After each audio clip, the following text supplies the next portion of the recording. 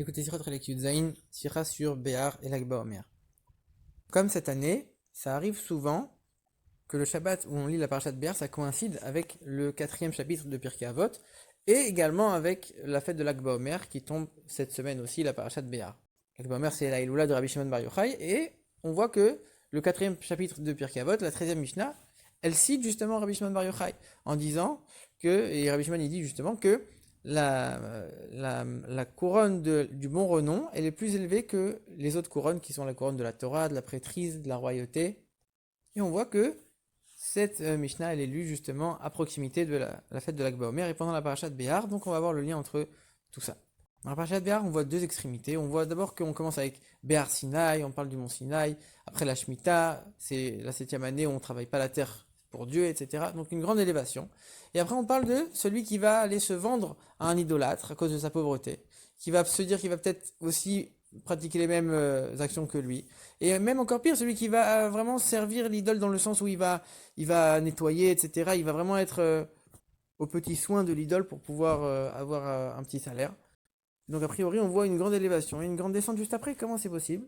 Alors il explique que justement, cette Torah, elle n'est pas censée rester sur le mont Sinaï. On doit la rentrer dans le monde. Et dans le monde, il y a des voiles. Et des fois même, on va avoir des manques d'émouna en disant peut-être avec la Shemitah, je ne vais pas pouvoir manger, etc. Et justement, dans ce monde où il y a ces doutes et où il y a ces voiles de la divinité, eh ben, on va quand même rentrer cette Torah. Et même celui qui sert l'idole, lui aussi, on va lui dire n'abandonne pas, toi ne deviens pas comme celui qui est idolâtre, etc.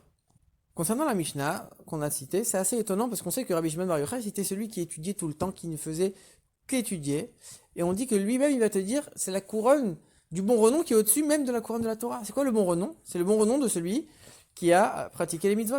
Sous-entendu, l'action est plus grande que l'étude. Comment c'est possible que Rabbi Shimon dise une chose pareille? On sait que Rabbi Shimon il dit qu'il faut s'arrêter d'étudier quand on a une mitzvah, qu'il n'y a que nous qui pouvons faire. Mais de là à dire que les actions sont plus grandes. Même l'Admor Hazaken, dans les lois d'étude de la Torah, il nous explique qu'en vérité, si on doit s'arrêter d'étudier pour faire une mitzvah, c'est uniquement parce qu'on sait que celui qui étudie et qui ne pratique pas, alors son étude, elle n'est pas vraiment une étude. Donc c'est en vérité pour le bien de l'étude qu'on va s'arrêter d'étudier pour faire la mitzvah. C'est ça que Rabbi Shimon il dit aussi dans la suite du Yerushalmi, où il dit qu'il faut s'arrêter pour faire la soukha. Donc, a priori, c'est en contradiction avec Rabbi Shimon. Mais en vérité, il faut savoir que le monde il a été créé pour faire une demeure pour Dieu, pour que ce monde matériel puisse accueillir Dieu. Et donc on a besoin des deux, à la fois des mitzvot et à la fois l'étude de la Torah. Et en vérité, si on n'avait que les mitzvot elles sont matérielles. Le monde il est matériel. On n'aurait pas pu transformer le monde uniquement avec les mitzvot. On a besoin de la force de l'étude de la Torah pour transformer le monde. Et ceux qui étudient, ils ont cette mission de justement diffuser leur étude vers l'extérieur pour faire en sorte que même ceux qui ne sont pas à l'étude à plein temps, même eux, ils vont pouvoir se dédier, se consacrer à 100% à leur étude, même si quantitativement, elle n'est pas énorme, mais que qualitativement, ils s'y dévouent à 100%.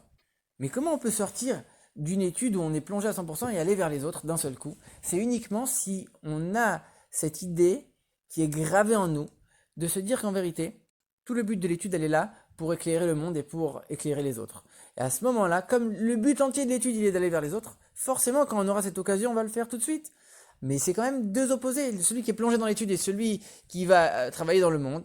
Alors c'est deux opposés, comment unir l'un avec l'autre? Ça c'est uniquement quand l'étude elle est pour Dieu. Quand l'étude elle est pour son plaisir, pour son élévation, alors elle est limitée et en vérité on ne va pas vraiment sortir vers les autres parce qu'on aura du mal, on va être enfermé sur soi.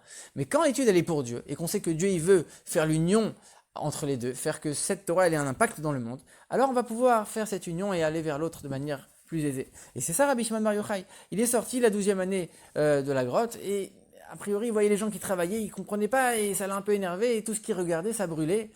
Il est retourné une année dans la grotte et après la 13e année seulement, là il a compris et justement il pouvait réparer les choses du monde. Et encore une fois, on comprend la signification des chiffres. 12, ça représente la nature. 13, c'est au-delà de la nature. Quand l'étude, elle est pour ta nature, pour ta limite, alors forcément qu'elle ne peut pas avoir un lien avec le monde. Dès que tu dépasses la limite, le chiffre 13, à ce moment-là, tu peux avoir un impact dans le monde matériel. Et on comprend maintenant pourquoi Rabbi Shimon il a enseigné justement cette Mishnah, c'est justement lui. Et même plus que ça, quand on lit la Mishnah un peu différemment, c'est pas seulement que la couronne du bon renom, elle est au-dessus. C'est que la couronne de la bonne renommée, donc les mitzvot, elles permettent d'élever, d'amener au-dessus même la couronne de la Torah en vérité. Quand l'étude elle est comme il faut, elle peut s'élever parce elle a pour but de diffuser vers l'extérieur et d'avoir un impact dans le monde. D'ailleurs, la petite allusion, c'est que la Mishnah qu'on vient de citer justement, c'est la Mishnah 13 dans ce chapitre de Pirkei Avot. Et ça, c'est le lien avec l'Akba Omer. L'Akba Omer, c'est le jour où Rabbi Shimon il est parti. Il a eu un dévoilement de sagesse, de la profondeur de la Torah, beaucoup plus que toute sa vie, mais il l'a transmise aux autres, il l'a transmise à ses élèves. C'est le seul qui connaissait la profondeur de la Torah qui l'a transmise, alors qu'il y en avait plein dans sa génération qui la connaissaient, mais qui l'ont pas transmise. Justement, on retrouve ça avec l'Akba Omer, avec Rabbi Shimon Bar Yochai. Et donc, bien sûr, on comprend le lien avec Parashat Béar, comme on l'a dit au début, qu'on est de Béar Sinaï, la grande élévation, la Shemitah pour Dieu, on s'arrête de travailler, etc. Mais rentrer ça dans le monde matériel avec les doutes, avec les voiles, toujours prendre les choses qui sont les plus élevées et grâce à ça éclairer les choses qui sont les plus basses.